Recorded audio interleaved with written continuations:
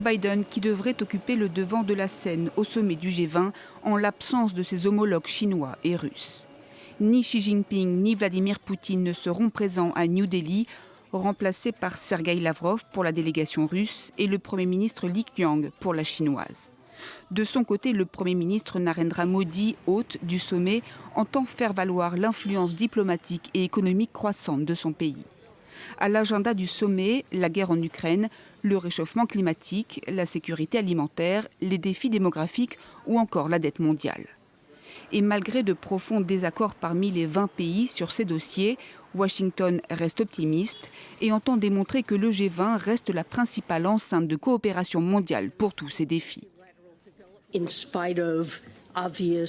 Malgré les problèmes évidents dus à la guerre menée par la Russie contre l'Ukraine et à l'absence plus générale de Moscou de l'ensemble des initiatives prises par le G20 reste une organisation extrêmement efficace. Mais les divisions se creusent au sein des 20 principales économies mondiales, alimentées par le renforcement parallèle de pôles d'influence alternatifs au G20, comme par exemple l'enceinte des BRICS qui s'élargit ou la montée en puissance de certains pays émergents.